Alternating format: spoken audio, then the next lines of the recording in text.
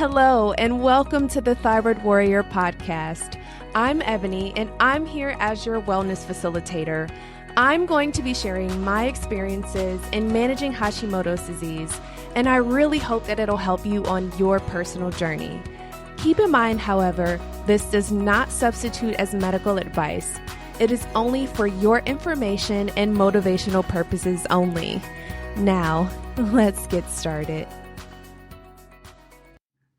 Hello, friends. I am so incredibly excited because I finally get to bring you in to this bright and sunshiny world that is aromatherapy.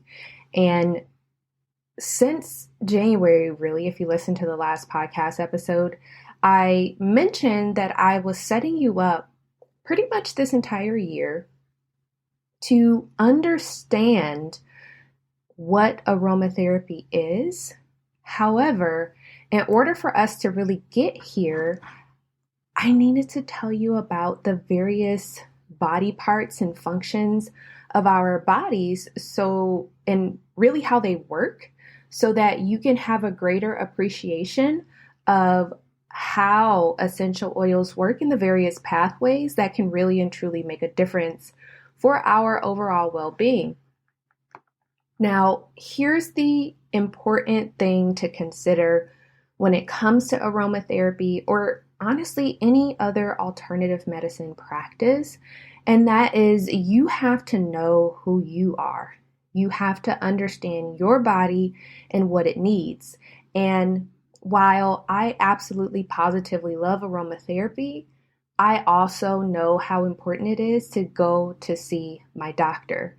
So over the course of this next series of podcast episodes, I want you to always keep that in mind, and I will remind you, because lavender oil does not cure all of your skin problems. Tea tree oil and peppermint oil are not the only essential oils that you can use on your scalp.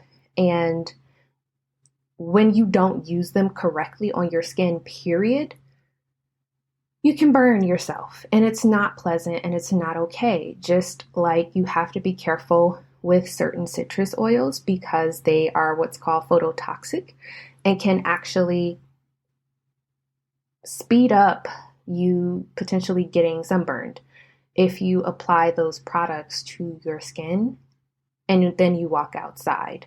So we just have to make sure that we're setting expectations and have a shared understanding of where we're going. So when we think about aromatherapy, it is a holistic and therapeutic approach to using essential oils that come from plants in order to really promote our well-being and just kind of boost what we already have. And that can be from your emotional perspective, physical, spiritual, or just any state that you may have as a human being. And it's not just about, do you want some lavender oil with your massage? No, that's not all that it is. Or it's not just an air freshener, or it's not just something that you can put on a burn.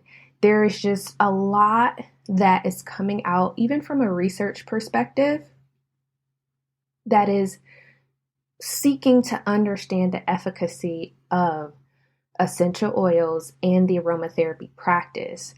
And one of the things that I want to point out is aromatherapy, the practice in and of itself, isn't really super simple or direct, because you have to be mindful of the various approaches. And it's not, like I said, just take a deep breath or put an oil on a burn. It's not that at all.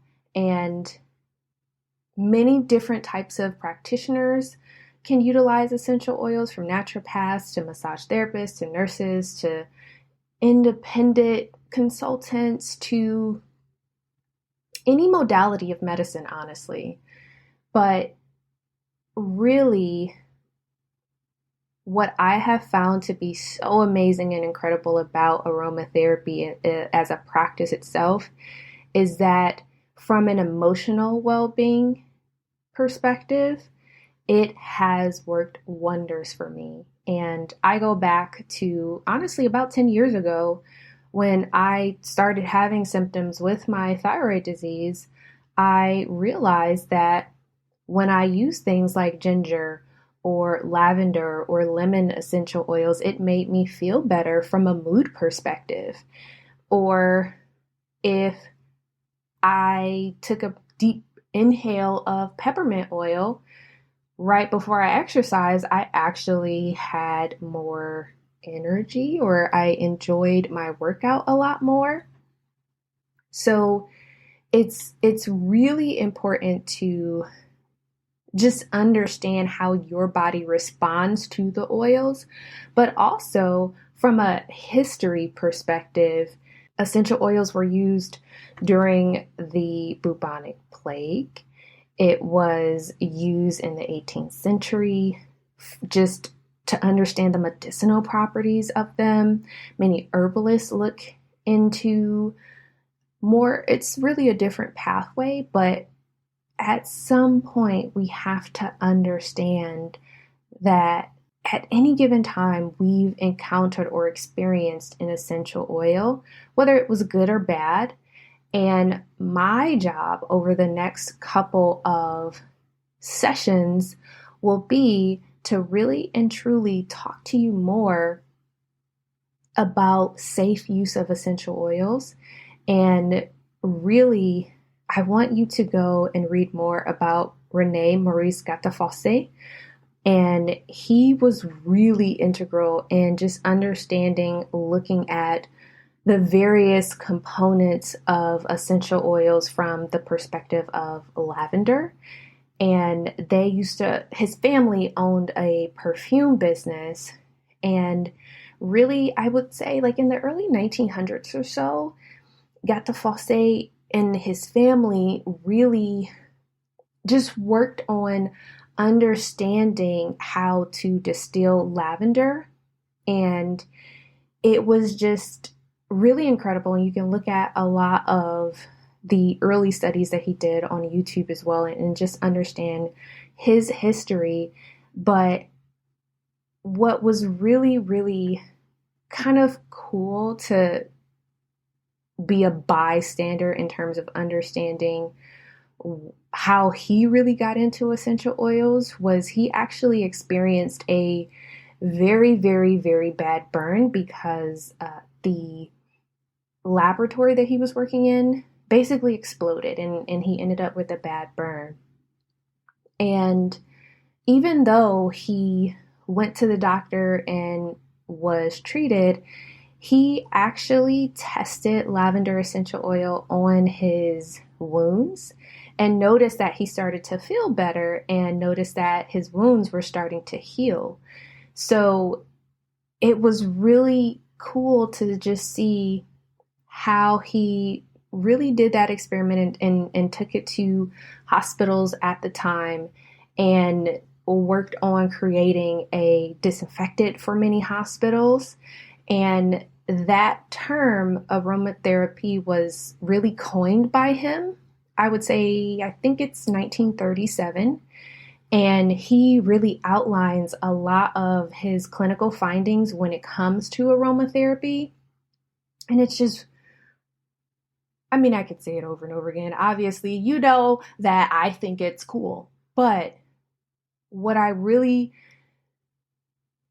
think is very interesting is after he started to really dive deep into aromatherapy, then there is Dr. Jean Volney, who he went to the University of Lyon in 45, and he started doing a lot of research looking at essential oils as well in terms of how much of this essential oil do I need to have in terms of dosage in order to experience the therapeutic benefits without having side effects. And he wanted to look at the antibiotic properties of essential oils. So it's really interesting to see them approach it from a clinical perspective, but also Marguerite Maury also is really important in this entire journey as well, in just pathway as it relates to how we got here today with aromatherapy. Is she actually started the process of utilizing aromatherapy practices with massage. And she was really the first person that started applying it to the skin from a dermal perspective. And she also looked at how do we incorporate essential oils to have that more holistic approach. And she also encouraged and stressed the importance of the individual. And I think that it is so fascinating. All of their books are online, and I'll definitely make sure you have links to their books in the show notes.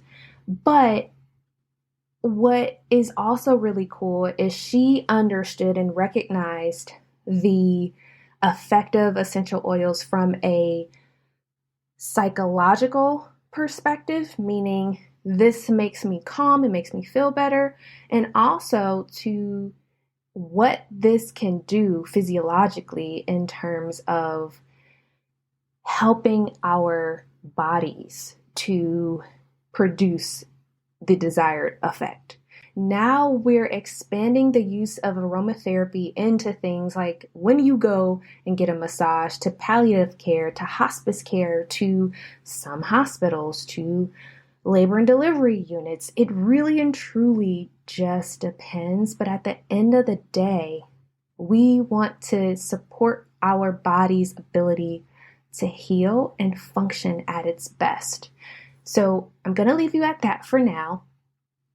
But one of the things that we're going to start talking about next week is really let's dive deep into understanding the differences of where essential oils come from, and then how to spot a quote unquote good essential oil from a pure essential oil. And with the understanding that essential oils are not one of those things that are regulated, at least here in the US.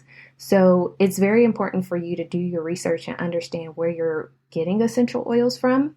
So we're going to dive deep into all of those things. And I'm also going to do a video supplement with this, because with Sula Beauty Co., I'm going to be doing a lot more classes that are very targeted to speak to a lot of these very things. So keep an eye out for that. And I can't wait to dive deep into this with you guys, because it really and truly is something that can help us. Of course, again, talk to your doctor if you're having specific issues that you need to do a more deeper dive on. But in the meantime, be happy and whole, friends, and I will talk to you next week. Okay, thyroid warriors, get out there and take things one step at a time. Remember, reflect on your triumphs, know that you are doing your best, and do what you need to do in order to be well. I would absolutely love it if you subscribe to this podcast and share this episode with a friend.